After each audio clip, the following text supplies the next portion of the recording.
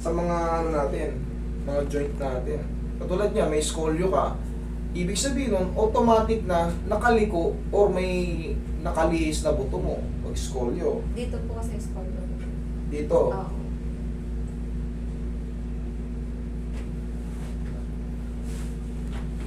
Sige, tayo ka.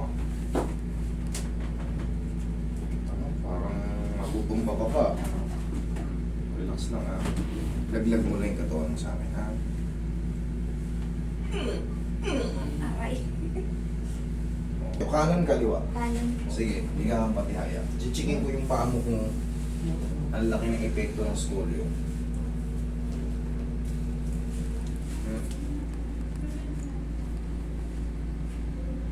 Pantay lang natin na yan.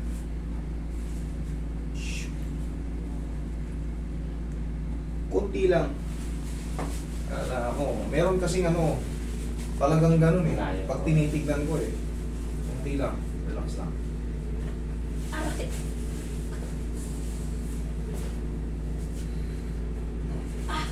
Pahinga. Yan.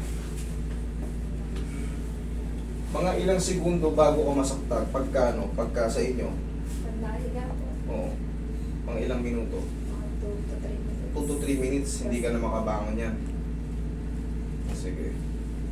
Pahingayin lang natin ng mga 1 minute lang, tapos patitagilan kita. Tapos pipitikin natin yung naiipit. Sige, tagilid ka na pa ganito. Sige, dahan-dahan lang, huwag kang magmamadali. Sige, hindi. Kailangan tulungan. Sige, sige, kaya mo. Yan, ang tamang diskarte. Sige, hindi mo na kayo tutulungan. Mamaya, hindi rin kita tutulungan. Patatagilin kita ulit. Yan. Okay na? Komportable na? Sige, ikalma mo lang sarili mo. Huwag mong titigasan yung mga muscle mo. Malamang nalamog ka na. Kaya ang ginawa namin, tignan mo, very mild lang. Tapos adjustment na. Straight ito. Kahit pa masakit yung katawan mo, huwag na magsunod-sunod. Saka po, ganun lang. Maganda. Pag magaan lang. Pag, kumbaga, Gusto niya pa naman, dun mismo sa may skondo, talagang Kasi padidiinin niya. parang pag dun po, parang makatin yung buto ko. So gusto ko din ito. akala mo kasi, pag nandiyan pa yung kamay niya, okay pa yan. Opo. Pag nandun pa, ginaganon-ganon ka niya kasi parang nalilibang ka eh. Pero pag alis na, hindi na ako makatayo. Gusto kong umihi. Buhatin mo ako. Kung lalabanan ha.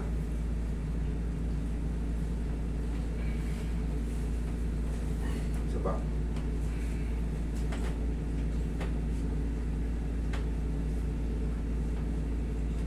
Okay ka lang? Isa pa. Rectus.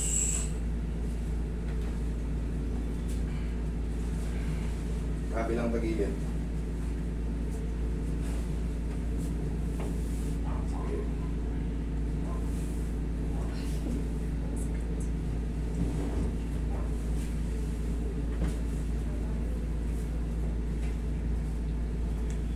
Lalabanan ha. Isa pa.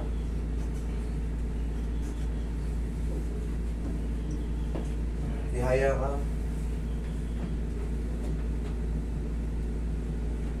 Yan. Sige, pasingoy mo lang. Diretso lang katawan. Obserbahan mo kung may magre-react na habang patagal ng patagal, kumikirot. Pero pag wala, ibig sabihin, okay na yung position yan. Obserbahan mo lang, higa ka lang.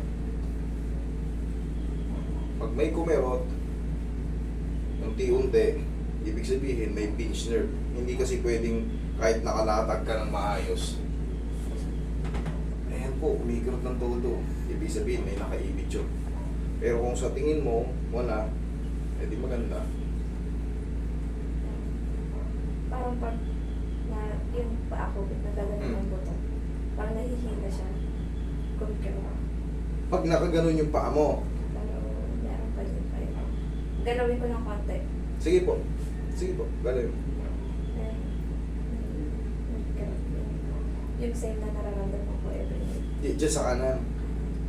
Tag-ilit ka pa ganito. Yan. Okay ka lang. Roy, massage mo ulit ng pauwi. Very fragile to si madam kasi lamok. Gawin natin. Tapos kahit pa paano mag-i-stretching tayo, ma'am, ha? Kaya? Kaya po. Pero ang bilang lang natin, pagka severe kayo, tansyahin nyo muna ng 1, 2, 3, 1, 2, 3, ha? Ayan, o. Mapapansin mo para may nakahatak dyan sa likod ng puwet mo. 1, 2, 3. Pag kayo ay nagsisimula pa lang. Kung hindi nyo kailangan tagalan, ang mahalaga naiinat siya.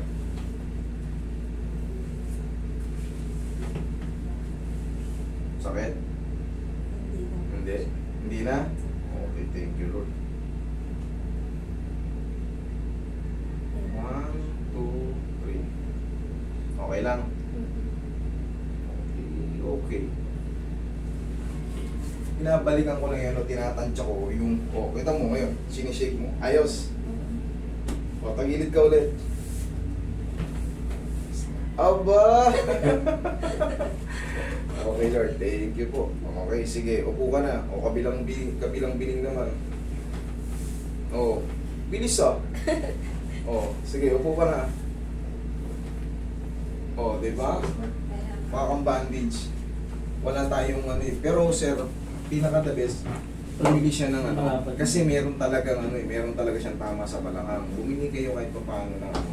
Para malimitahan yung pagyuko niyang biglaan. Kasi kakalso yun eh. Pag yumuko ka, oy, may ano nga pala ako, may tama ako sa balakang.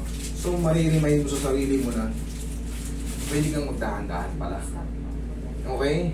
Okay, ito lalagyan muna kita ng pang para makompress, manatili yung ganyan tamang posisyon. Kanina hindi ka makabiling eh. Oh, ayun, tatawa-tawa ka. Oh. Tayo. Sabihin mo lang kung sobrang higpit ha. Sige po. Oh, mahigpit ba? Ayos lang. Okay lang. Ayos lang? Ganda? Sakto lang po. Okay, sige. Thank you Lord. Severe lower back pain.